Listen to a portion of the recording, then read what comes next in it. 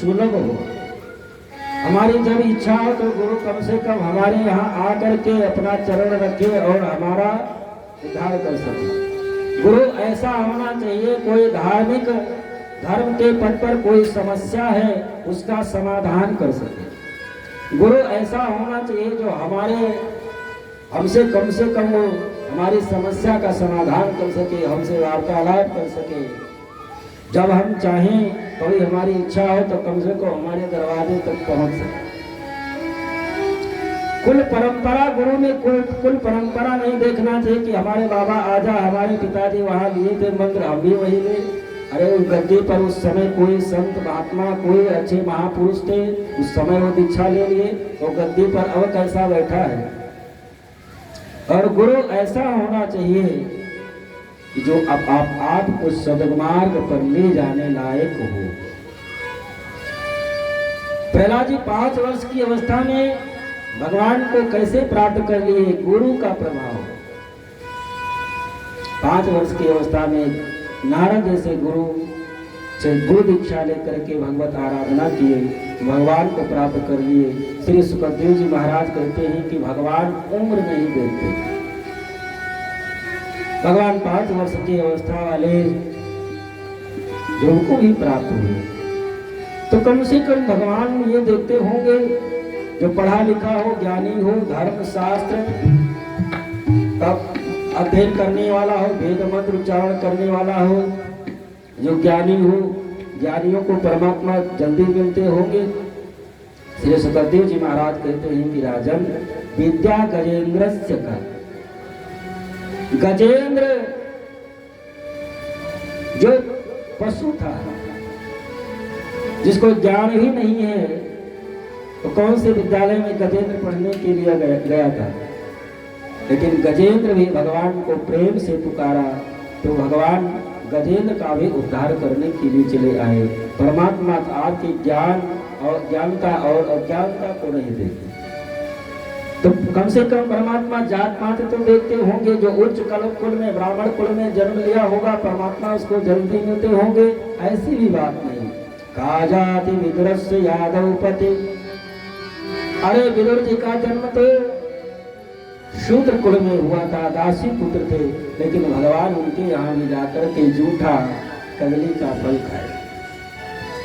और उग्रस्य पौरुषम कुम कुब्जाया किम रूपम अधिकम, जो कुब्जा 30 जगह से शरीर टूटा, इतनी क्रूर थी कि मथुरावासी उसको देखना पसंद नहीं करते थे। अगर सुबह सुबह किसी को मिल जाए उसको 1000 गाली कुब्जा को देता था। लेकिन परमात्मा कुब्जा को भी प्राप्त हुई। परमात्मा रूप रंग सौंदर्य नहीं देखते। किम तत् सुधा मनोधनम, तो परमात्मा जो धनी होते हैं, जिनके पास धन होता, क्योंकि धन से ही धर्म होता है, जो जिनके पास धन होता होगा, बड़ा बड़ा अनुष्ठान, पूजा पाठ, यज्ञ अनुष्ठान करते होंगे, तीर्थ यात्रा करते होंगे, परमात्मा उन्हीं को मिलते होंगे। तो श्री सुखदेव जी महाराज कहते हैं किम तत् सुदामनो धनम, सुदामा जी महाराज के यहाँ हाथों बीत जाता था, चूल्हा ही नहीं जलता था। उनका घर ऐसा था कि सूर्य उदय से सूर्य अस्त तक सूर्य भगवान की किरणें उनके पूरे परिवार पर पड़ती थी। लेकिन उन सुदामा जी के चरण को धोल करके भगवान ने अपने घर में छिड़का, स्वयं उनके चरणों तक को लिए। परमात्मा किसी के धन संपत्ति वैभव को नहीं देखता। परमात्मा देखते क्या है? भक्त्या तुष्यन्ति केवलम परमया भक्ति प्रियो माधवा। परमात्मा तो केवल भक्त के हृदय को देखता है, ये भक्त का हृदय कैसा है। परमात्मा जात पात, ऊंच नीच, धन संपत्ति वैभव कुछ भी नहीं देखता। एक कुछ दिन अभी ज्यादा से ज्यादा 100-150 वर्ष पहले की घटना है। एक करौली धाम है, नाम सुने होंगे आप, करौली धाम बहुत सुंदर स्थान है ठाकुर जी का। वही करौली धाम के समीप में एक काले खा वकील साहब रहते थे। तो एक दिन सुबह वो स्नान करके अपना कपड़ा पहने और भोजन करने के लिए बैठे थे। मन में विचार आया कि हमारे गांव के ही समीप में हिंदुओं के देवता रहते हैं, उनका मंदिर है करौली धाम। तो परमात्मा के यहाँ तो कोई जात पात का भेदभाव है नहीं, सभी जितने भी जीव हैं सभी सब परमात्मा के अंश हैं। आज चलो पहले करौली धाम बांके बिहारी का दर्शन कर ले, बांके बिहारी का दर्शन करके आज कचहरी जाएंगे। ये मन में भाव जगह काले खाते दर्शन करने के लिए आए। मंदिर में जो ही प्रवेश करना चाहे तो वहाँ के पंडा पुजारी जो थे उनको धक्का मार करके बाहर कर दे, जात तुम मुसलमान हो तुम मंदिर में कैसे जा सकते, तुम मंदिर में नहीं जा सकते। तो काले खां मंदिर के बाहर आकर के बैठ गए और बांके बिहारी से प्रार्थना करने लगे कि हम तो ये जानते थे कि आपके यहाँ कोई जात पात का भेदभाव नहीं, लेकिन हम तो आए थे केवल आपका दर्शन करने के लिए और आपके पंडा पुजारी ने आपका दर्शन को नहीं करने दिया। लेकिन मैं भी एक वकील हूँ, जब तक आपका दर्शन नहीं हो जाएगा तब तक हम जल पान ग्रहण ही नहीं करेंगे। अनशन करके बैठ गए। सुबह से शाम हो गई। घर वालों ने मन में विचार के गए थे तो मंदिर, लेकिन अभी तक लौट करके नहीं आए। घर वाले शाम तक आए, देखे काले खां मंदिर के बाहर बैठे हैं। लोगों ने कहा कि हिंदुओं के देवता हैं, तुमको अंदर जाने नहीं देंगे, चलो घर भोजन पानी करो। काले खां ने कहा कि जब तक बांके बिहारी का दर्शन नहीं हो जाएगा तब तक हम अन्न जल कुछ भी ग्रहण नहीं करेंगे। पूरा दिन व्यतीत हो गया, पूरी रात बीत गई। दूसरे दिन भी घर परिवार वाले आए मनाने के, लेकिन फिर भी काले खां उठ करके नहीं गए। फिर पूरा दिन वैसे बिना जलपान किए बीत गया। शाम हुई। बांके बिहारी के मंदिर में जो सोने के थाल में भगवान को भोग लगाने के लिए जो आया, स्वयं भगवान रात्रि में वो भोजन का थाल उठाए और काले खां के पास में आकर के रखे। काले खां भोजन कर लो। नहीं, मैं भोजन नहीं करूंगा। क्यों? जब तक बांके बिहारी का दर्शन नहीं हो जाएगा तब तक हम एक घूंट पानी भी नहीं पी सकते। और हमको विश्वास है कि एक न एक दिन हमारे जीवन रहते ही हमको बांके बिहारी का दर्शन जरूर होगा। बांके बिहारी ने कहा, काले खां में बांके बिहारी ही, ऊपर सर उठा करके देखो तो। काले खां को कहा जब बांके बिहारी का दर्शन किए, अपने को धन्य माने। बांके बिहारी भगवान ने कहा कि काले खां अब भोजन कर लो। 2 दिन बीत गए हैं, तुमने पानी भी नहीं पिया है। भगवान के कहने पर काले खां भोजन करने लगे। भगवान अंतर ध्यान हो गए, मंदिर में आ गए। पंडा पुजारी जो वहां पूजा करने वाले थे मंदिर में गए, थाल गायब। इधर उधर देखे, कहीं थाल नहीं। मंदिर के बाहर आए तो देखे काले खां बैठ करके भोजन कर रहा था। उनको क्या पता भगवान की लीला। पंडा पुजारियों ने काले खां को उल्टा सीधा कहे, एक आध डंडा भी लगा दिए। उस समय के जो वहां के राजा थे, भगवान उनको रात्रि में स्वप्न दिखाए कि जो आपके यहाँ के पंडा पुजारी हैं इनको सुबह तक इनको बदल करके दूसरा रखो और काले खां को प्रतिदिन उनके दर्शन की व्यवस्था बनाई है। तो राजा सुबह पंडा पुजारी जो थे उनको तो बदल दिए, काले खां के यहाँ संदेशा भिजवाए कि आप प्रतिदिन जाकर के मंदिर में भगवान का दर्शन कर सकते हैं। काले खां ने कहा कि दर्शन एक बार करना था, बांके बिहारी का दर्शन हो गया, हमारा जीवन कृतार्थ हो गया। वो हिंदुओं के देवता हैं, तो जो नियम है मैं उनके नियम को क्यों भंग करूं, मैं मंदिर में जाकर अब नहीं जाऊंगा। तो वहां के राजा उस समय बगल से एक खिड़की बनवा दिए कि जिससे मंदिर में न आए, बाहर से वो बांके बिहारी का दर्शन कर सके। आज भी करौली धाम में तो खिड़की बनी हुई है। तो परमात्मा जात पात नहीं देखता,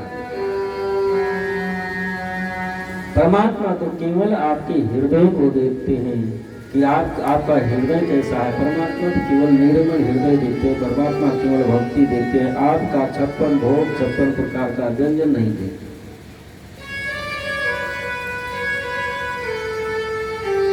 राजा परीक्षित श्री सुखदेव जी से महाराज से कहते हैं कि आप कहे कि विदुर जी महाराज को परमात्मा उनके यहाँ जाकर के साग खाए, ये कथा कैसे है? आप हमको थोड़ा सा इनके बारे में बताने की कृपा करें। श्री सुखदेव जी महाराज कहते हैं कि ये उस समय की घटना है कि जब पांडवों को लक्षाग्रह ने दुर्योधन जलाने का प्रयास किया, लड्डू में जहर खिला करके पांडवों को मारने का प्रयास दुर्योधन जब किया, तो विदुर जी अपने ज्येष्ठ भ्राता धृतराष्ट्र के पास में गए और समझाने का प्रयास करते, क्योंकि उस समय विदुर जी मंत्री के पद पर थे। कहने लगे कि आप यदातु राजा स्वासुताम साधून पुष्णान धर्मेण विनष्ट दृष्टि, आपका जो पुत्र दुर्योधन है, आप ये जो बाह्य दृष्टि है वो समाप्त हो गई है, तो पूरा संसार जानता है, सब जानता है, सब जानते हैं कि आपको कुछ दिखाई नहीं पड़ता, लेकिन क्या हृदय की दृष्टि वो भी बंद हो गई है। इतना तो आपको धर्म अधर्म के बारे में पता ही है। ये पांडव आपके भाई के ही पुत्र हैं, अपने ही कुल खानदान के हैं, आधे साम्राज्य के अधिकारी हैं,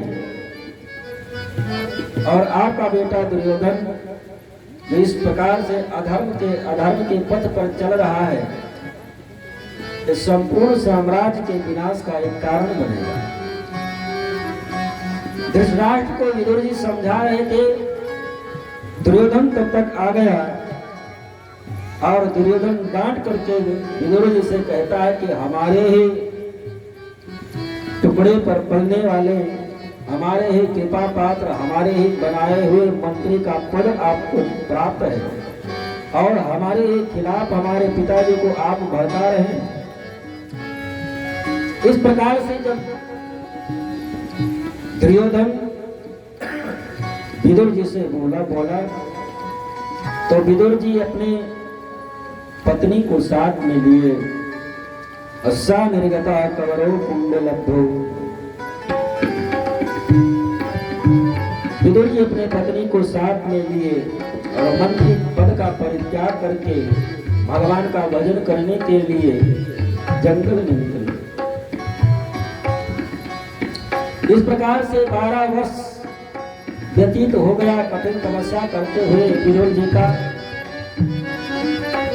और इधर एक दिन दुर्योधन का अत्याचार दुराचार देख करके जब पांडवों को अज्ञातवास हुआ, तो एक दिन द्वारकाधीश भगवान कृष्ण सूचना भिजवाए कि हम आपके यहाँ शांति दूत बनकर के आने वाले।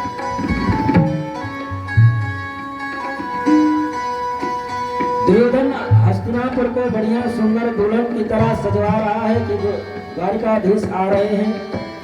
जिस रास्ते से द्वारकाधीश को आना था उस रास्ते को बढ़िया खूब सुंदर सजवाया। विदुर जी को ये पता चला कि हमारे कन्हैया आज हस्तिनापुर आ रहे हैं। विदुरानी से कहे कि हमको ये सूचना मिली है कि द्वारकाधीश हस्तिनापुर आने वाले हैं, लेकिन अब हमारा मंत्री पद भी नहीं रहा कि मैं सभा में बैठ सकूं। हम तो जंगल में कदले वन में रह रहे हैं। द्वारकाधीश से हमारी मुलाकात कहाँ हो पाए, तो सौभाग्य हमको कहाँ प्राप्त है। लेकिन फिर भी चलो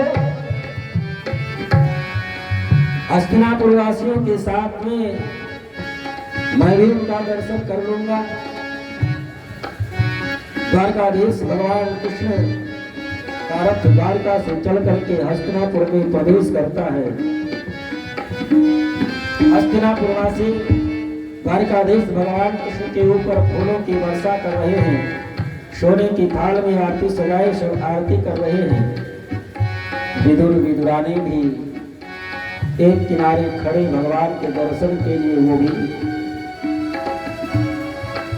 लेकिन भगवान के ऊपर फूलों की वर्षा कौन कर रहा है उस पर उनकी निगाह नहीं है, कौन आरती कर रहा है उस पर भगवान की निगाह नहीं है।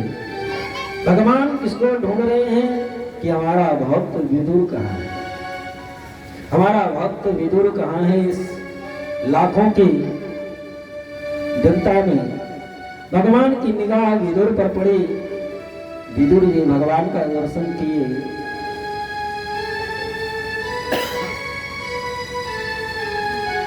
द्वारकाधीश भगवान कृष्ण महल के समीप में पहुंचे। दुर्योधन बड़ा स्वागत सत्कार किया। सैकड़ों की संख्या में सिंहासन लगे हुए हैं। एक सबसे ऊंचा सिंहासन रत्नों से जड़ित, उस पर भगवान विराजमान हुए। द्वारकाधीश उस पर द्वारकाधीश भगवान कृष्ण विराजमान हुए। वार्तालाप प्रारंभ हुई। द्वारकाधीश भगवान कृष्ण दुर्योधन से कहे कि जो पांडव हैं वो आपके चाचा के पुत्र हैं। हाँ, आप एक ही कुल खानदान के हैं। बिल्कुल है। तो जब आपके ही कुल खानदान के हैं, आप ही के चाचा के पुत्र हैं, तो आधे साम्राज्य के वो भी अधिकारी हैं। मैं आधे साम्राज्य के लिए आपसे कहने के लिए नहीं आया हूं कि आधा साम्राज्य उनको दे दो, लेकिन मैं निवेदन करने के लिए आया हूं कि आप उनको 5 गांव ही दे दें, तो 5 गांव में ही अपना गुजारा कर लेंगे। तो दुर्योधन भगवान से कहता है, सोचग्रेव नैव दास्यामि, सोचग्रेव नैव दास्यामि बिना युद्धेन केशव। ए केशव, ए द्वारकाधीश, मैं एक सुई की नोक के बराबर उनको साम्राज्य नहीं दे सकता बिना युद्ध के। वो हमसे युद्ध करें और हमको पराजित करके तो पूरे साम्राज्य वो ले सकते हैं, लेकिन ये कहो कि बिना युद्ध के हम उनको एक सुई की नोक के बराबर जमीन नहीं दे सकता। तो भगवान द्वारकाधीश दुर्योधन से कहते हैं कि दुर्योधन, हम तो तुमको सुयोधन मानते हैं, लेकिन ये धर्म की बेल बहुत दिन तक सुरक्षित नहीं रहती।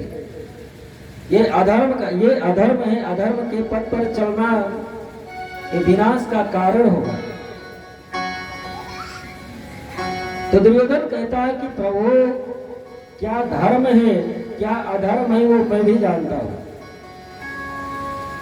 जानामि धर्मम,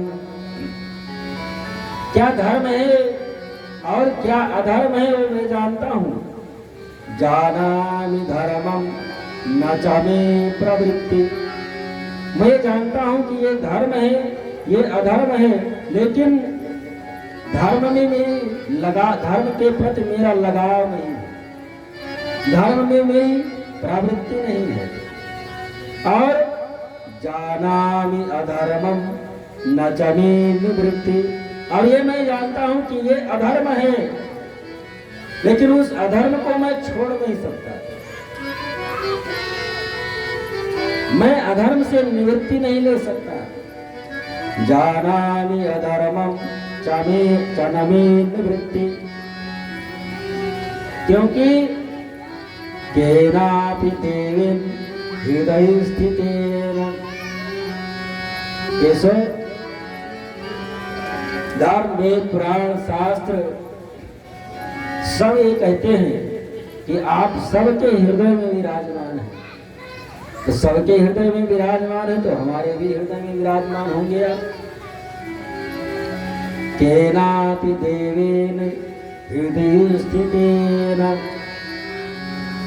सबके हृदय में विराजमान है तो हमारे भी हृदय में आप ही विराजमान होंगे। यथा नियुक्तोऽस्मि तथा करोमि, जिसके लिए आपने हमको नियुक्त किया है मैं वही तो कर रहा हूं।